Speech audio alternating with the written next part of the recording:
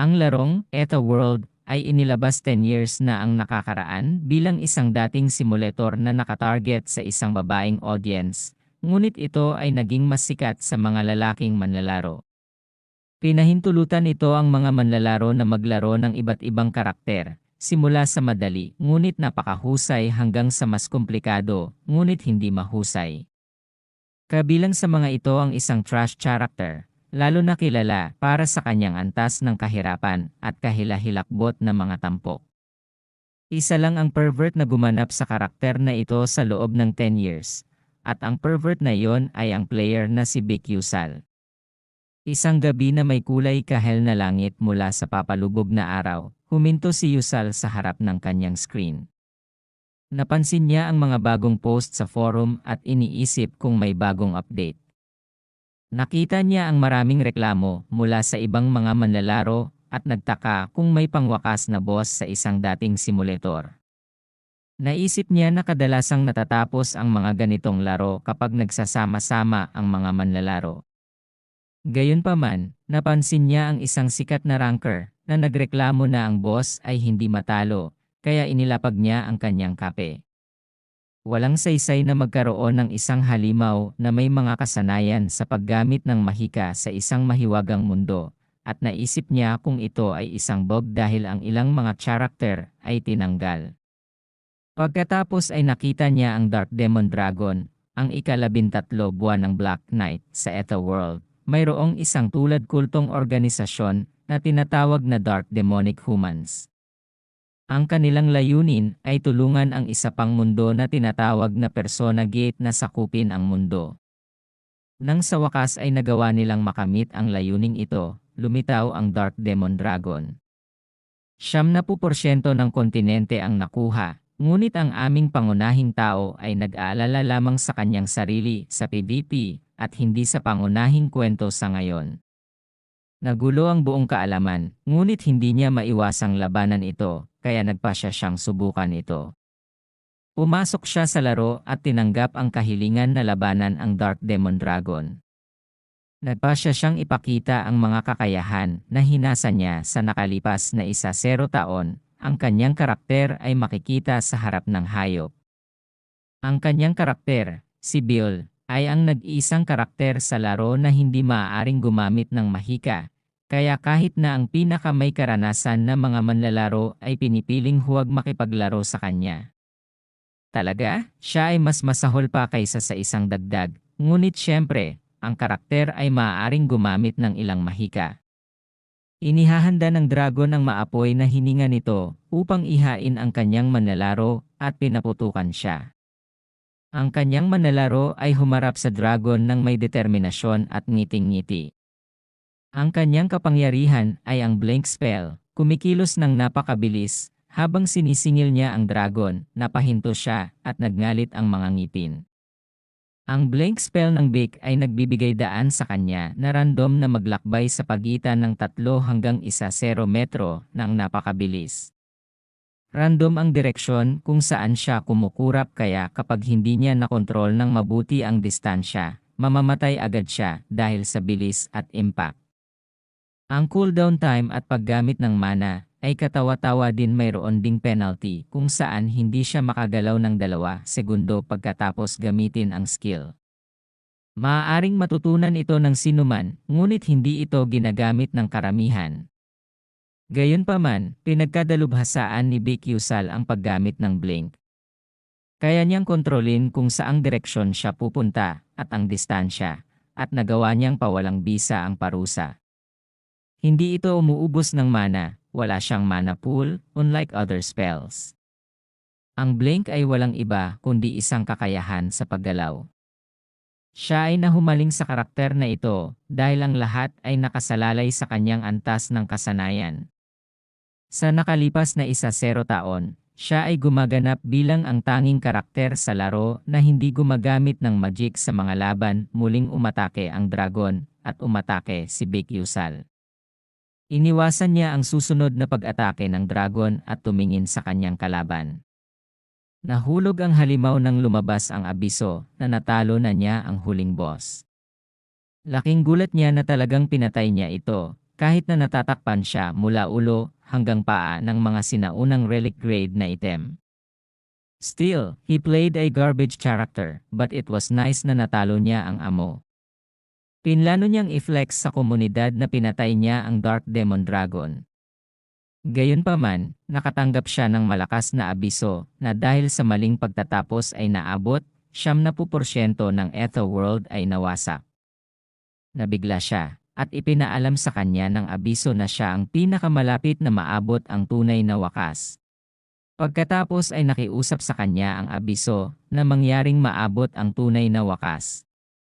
Ang pangunahing bida ay nakakalito, ngunit bigla siyang naalis, at natahimik ang lahat, naiwan lamang ang kanyang upuan at mga kompyuter.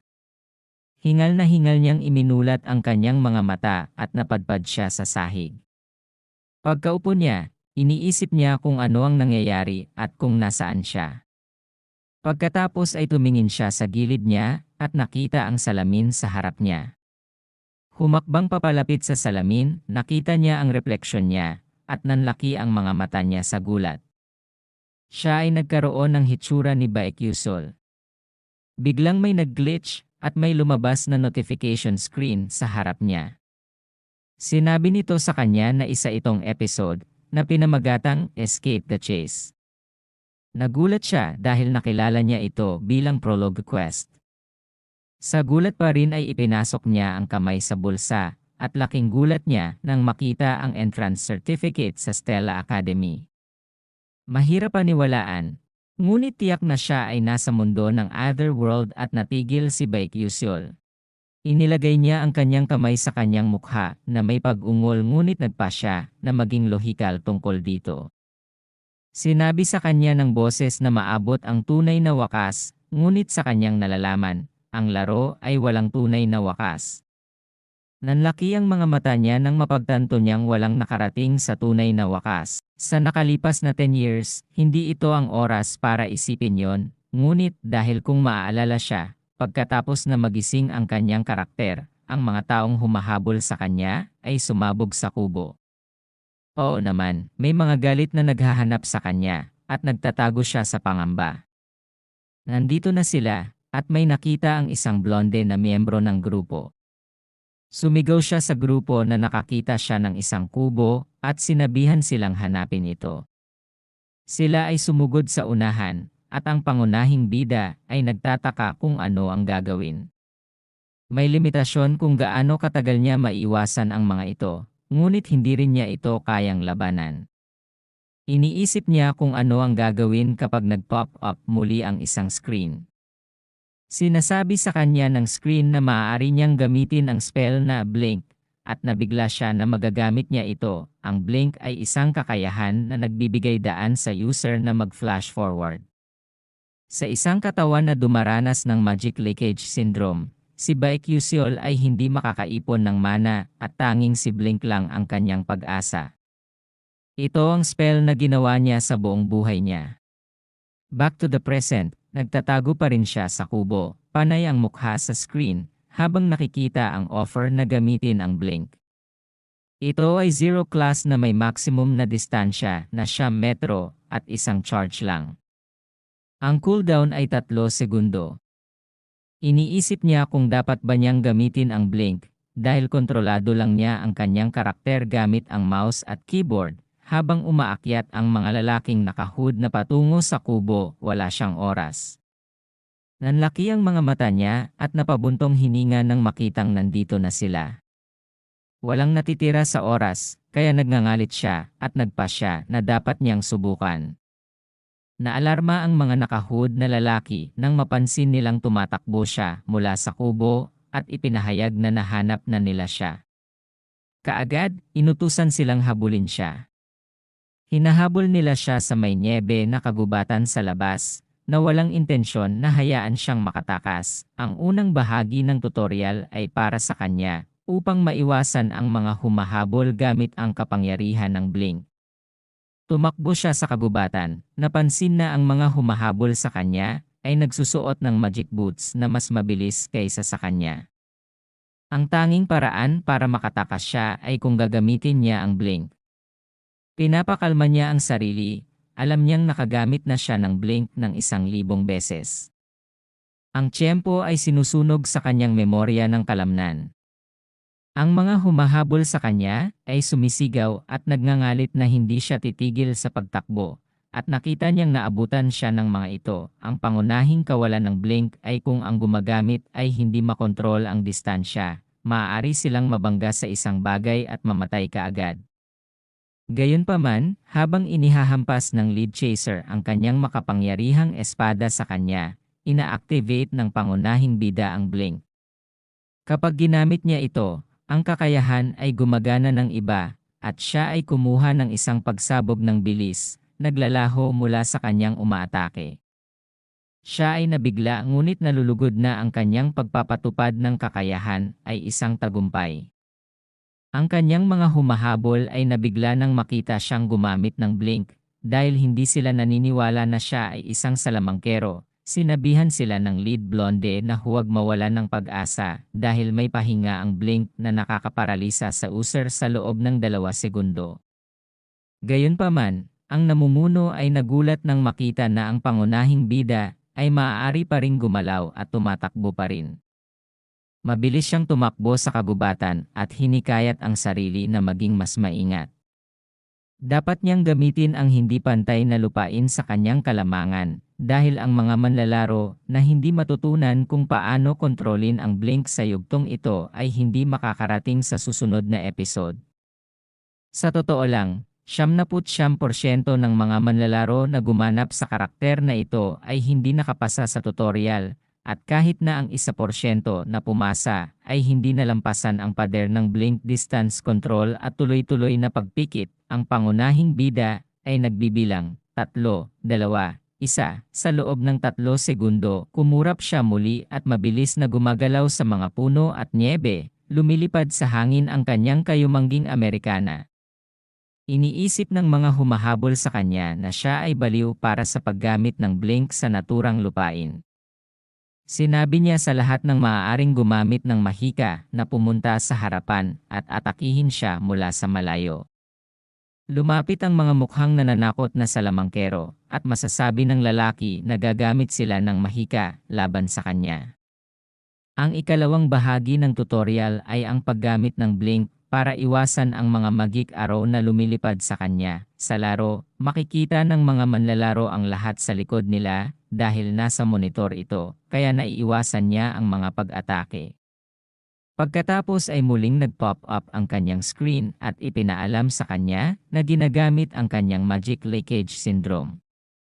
Kasama sa mga derivative na kasanayan nito ang sixth sense at cognitive acceleration.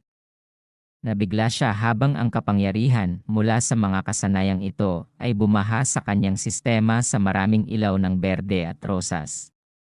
Habang nakatitig siya sa pagkataranta, sumambulat siya pasulong. Ina-activate ang blink at iniiwasan ang lahat ng mahiwagang pag-atake hanggang sa huminto siya.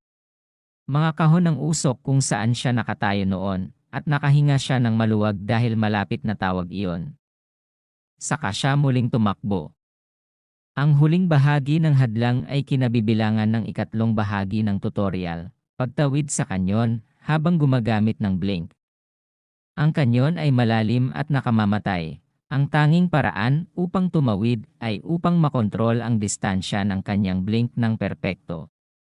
Pagkatapos ay maaari siyang makipagkita sa ilang mga dumaraan na mage at makatakas, at iyon ang magtatapos sa tutorial.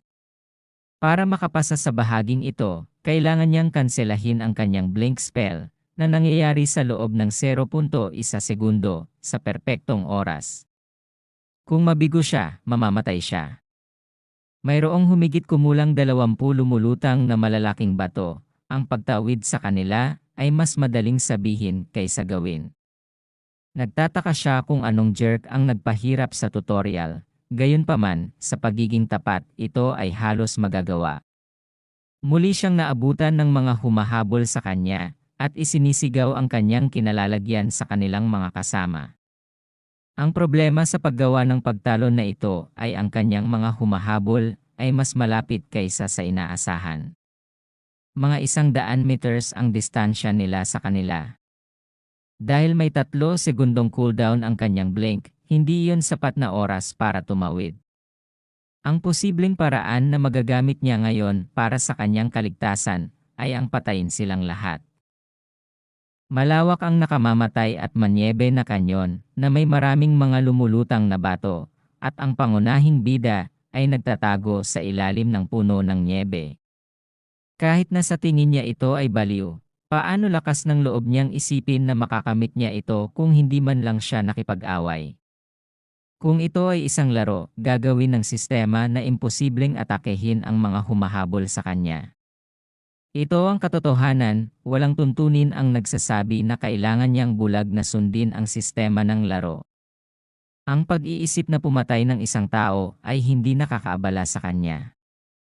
Ito ay hindi dahil ang mga taong iyon ay kaaway ng kanyang mga magulang ayon sa kwento. Tumingin siya sa likod niya at nakitang nandoon pa rin sila. Naniniwala siya na kaya niyang manalo. Nakatayo siya na may hawak na kutsilyo habang humaharap sa kanya ang kanyang mga kaaway. Nagsisigawan sila sa galit at naghahabulan upang mahuli siya. Sinisingil nila siya at ang kanyang umaatake ay tumawa na nagsasabing siya ay naglakas loob na labanan silang lahat ng mag-isa at siya ay tapos na. Ang kanyang target ay 8.7 metro ang layo. Kaya na-activate niya ang blink. Ang kanyang mga umaatake ay nalilito nang siya ay biglang sumulpot. Siya ay humarap sa isang umaatake, biglang mas malapit kaysa sa inaasahan ng lalaki, at ang umaatake ay umuubo ng dugo na tumutulo sa kanyang mukha. Sinaksak siya ng pangunahing bida ng kutsilyo at naramdaman niya ang pag-agos ng dugo sa kanyang mga daliri. Gayunpaman, wala siyang nararamdamang guilt. Kung tutuusin, pinapatay lang niya ang mga ito para mabuhay. Kaya't inilabas niya ang kanyang kutsilyo mula sa patay at hinampas ang kanyang katawan. Bumagsak ang bangkay ng lalaki sa mga bisig ng kanyang mga kasamahan. Ang mga umaatake ay naalarma at nakitang siya ay lumalayo. Sumisigaw sila na hindi siya dapat tumakas sa anumang paraan. Nakipag-ayos na siya sa isa sa kanila. Ngunit hindi magiging madali ang susunod na pag-atake. Gayunpaman, napansin niyang tumahimik na ito at iniisip kung sumuko na sila sa paghabol sa kanya. Gayunpaman, nakita niya na hindi sila sumuko at sa halip ay lumipat sa mga magic attack. Paulit-ulit niyang sinusubukang umiwas, ngunit muntik na siyang mawalan ng malay. Ang mga umaatake ay nagpaputok ng magic sa kanya. At ang mga rune ay kumikinang habang ang magic ay binaril sa kanya. Umuungol siya habang ang malalaking, higante, at orange na naglalagablab na bola ng apoy ay lumilipad sa kanya at nagngangalit ang kanyang mga ngipin habang sinusubukan niyang iwasan ang mga ito. Bigla siyang nakakita ng siwang sa isang sanga ng puno sa gilid ng bundok at pinaandar ang kanyang blink. Tumama ang mga bolang apoy sa lugar kung saan siya kanina pa nakatayo at natakpan ng usok ang lugar. Sinabi ng nangungunang umaatake na nagsisilbi ito sa kanya ng tama para sa pagiging napakayabang at kumikilos. Gayunpaman, lumilinaw ang usok at hindi nila makita ang kanyang katawan sa bunganga na ginawa. Nagulat ang nangunguna sa pag-atake na wala siya roon at lumilitaw ang bida sa itaas niya. Ang pangunahing bida ay tumingala sa oras upang makipag-eye contact sa kanya, at ang aming pangunahing bida ay nagngangalit ng kanyang mga ngipin ng may determinasyon. Ang isa sa mga kakaiba ng blink ay ang pagpapanatili nito ng parehong momentum bago at pagkatapos gamitin. Gamit ang kakayahan, sinaksak niya ang nangunguna sa pag-atake, at ang lalaki ay sumisigaw sa sakit. Iniwan ang iba pang mga umaatake na nalilito at natakot. Nagtatanong sila kung ano ang nangyari, ngunit ang dugo ay dumanak na, at ang pangunahing bida ay hiniwa ang nangungunang umaatake. Ang ibang umaatake ay nakatingin sa gulat nang bumagsak ang katawan ng lalaki, at ang bida ay nakatayo sa harap ng kanyang nahulog na bangkay na puno ng dugo. Huminto siya para habulin ang kanyang hininga. Dalawa na lang ang natitira sa loob ng kanyang hanay, at kailangan niyang tapusin ito bago makahabol ang dalawang nahulog sa likuran. Iniisip ng ibang umaatake na siya ay isang kakaibang tao na may kakaibang bilis ng reaksyon para sa isang salamangkero. Tinatanong niya yung bida kung sino siya. Ang oras ng kanyang reaksyon ay tinatanggap na mas mabilis kaysa sa karamihan ng mga profesional na manlalaro, ngunit iyon ay kapag pinag-uusapan lamang ang tungkol sa mga laro. Hindi niya maaaring panatilihing umiwas sa kanilang mga pag-atake magpakailanman, lalo na sa ganoong kalapit, kaya dapat niyang tapusin ito sa lalong madaling panahon. Gayunpaman, sinabi ng pangalawang umaatake na naisip na niya ang kanyang estilo ng pakikipaglaban. Ang ginagamit lang ng bida ay ang blink at punyal, hanggat pinoprotektahan niya ang kanyang mukha at lig, hindi siya magasgasan ng punyal. Itinaas ng umaatake ang kanyang malaking espada, habang tumatakbo ang lalaki sa kanya. Sinabi niya sa kanya na dalhin ito, at ina-activate ang ice wave. Ina-activate ng bida ang blink, ang umaatake, ay hinampas siya ng isang alon ng yelo sa kanya. Tumawa siya, sinabi na nakuha niya ang dude at magpapalukot ang kanyang mukha sa sakit. Gayunpaman, laking gulat niya nang makarinig ng pag-ungol sa tabi niya, at nakita niyang nilalas ng bida ang lig ng kanyang kasama. Kinikilabutan siyang makita ang dude na hinihiwa sa lalamunan ng kanyang kasamahan. Nagmumura ang umaatake. Kanina, tumatakbo ang bida na parang daga na hindi pa lumalaban, pero ngayon iba na ang kinikilos niya. Inamin niya na siya ay kumilos ng ganoon kanina, ngunit nagpapasalamat siya sa umatake sa pagtulong sa kanya na maging mas mahusay dito. Sinusumpa niya na siya ay isang maliit na brat. Dahil lang sa naging madali sila sa kanya, papatayin niya ang bida sa pagkakataong ito. Ang pangunahing bida ay naniningil muli ng may determinasyon sa kanyang mukha. Karera ng bida sa kanya habang nakataas ang kanyang sandata at ibinabato ito sa kanyang umaatake. Ang paggamit ng blink at punyal ng direkta ay naglalagay sa kanya sa panganib na makakuha ng counterattack. Nagtataka ang umaatake kung sinusubukan siyang akitin ng bida na ipagtanggol ang kanyang harapan sa pamamagitan ng paghagis ng sibat at pagkatapos ay pagpuntirya sa kanyang tagiliran. Gayunpaman, hindi niya hahayaan ang bida na magkaroon ng kanyang paraan at hiniwa niya ang sandata gamit ang kanyang espada. Ngayon ang kailangan lang niyang gawin ay atakihin ang bida habang nasa tabi niya. Iyon ang iniisip niya, ngunit laking gulat niya nang makitang wala sa tabi niya ang lalaki. Tumitig siya sa gulat at pagkatapos ay napagtanto na may takot na ang bida ay nagmula sa harapan at sinaksak siya. Siya ay nagpaplano sa pag-atak mula sa harapan mula sa simula. Ang unang yugto, ang pagtakas sa mga humahabol sa kanya, ay tapos na. Ipinaalam sa kanya sa isang asul na screen ng impormasyon na nakakuha siya ng experience. Siya ay pinangakuan ng karagdagang gantimpala para sa natatanging pagbuo ng kwento ng Constellation Project. Nakaupo siya sa nyebe na sahig habang nakahinga ng maluwag at pilit na hinahabol ang kanyang hininga. Nanginginig na inaabot ng duguan niyang kamay ang duguang kutsilyo, at sinulyapan niya ang mga bangkay na nasa tabi niya na nababalot ng pula. Ipinaalala niya sa kanyang sarili na hindi ito panaginip at naranasan lang niya ang kanyang unang blink sa kanyang unang labanan, pati na rin ang kanyang unang pagpatay. Siya ay nakaupo at nag-iisip ng masama tungkol sa kung paano niya pinatay ang isang tao upang mabuhay. Inaalis niya ang nyebe mula sa kanyang sarili at bumuntong hininga. Aalis siya sa lugar na ito sa ngayon. Natigilan siya nang biglang may naalala at lumingon. Natigilan siya habang nag-iisip ng malalim. Bagamat nag-iiwan ito ng mapait na lasa, kailangan niyang mag-isip ng makatotohanan dahil sira na siya. Kaya, hinalungkat niya ang mga bulsa ng mga bangkay at nakahanap siya ng humigit kumulang 2 milyong kredito, na humigit kumulang 2 milyong won. Ito ay mas mahusay kaysa sa wala.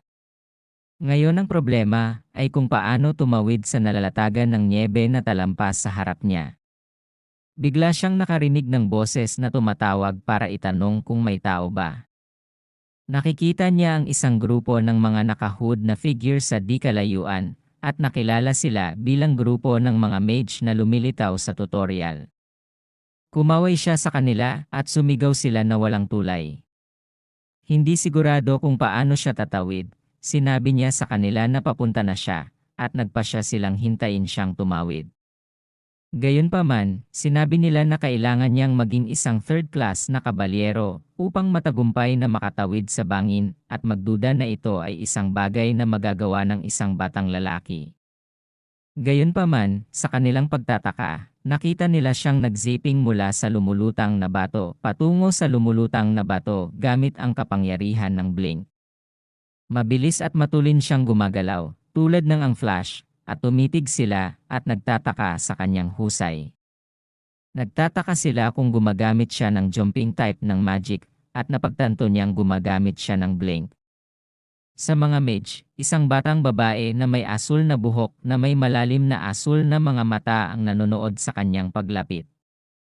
Nagulat sila na ginagamit niya ang blink kapag hindi nito makontrol ang direksyon at distansya.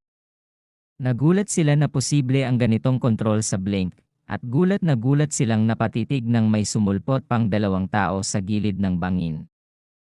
Gayunpaman, pinapanood nila ang iba pang dalawang sumisingil ng ilang mga spell na nakatutok sa batang lalaki na sinusubukan nilang tulungan.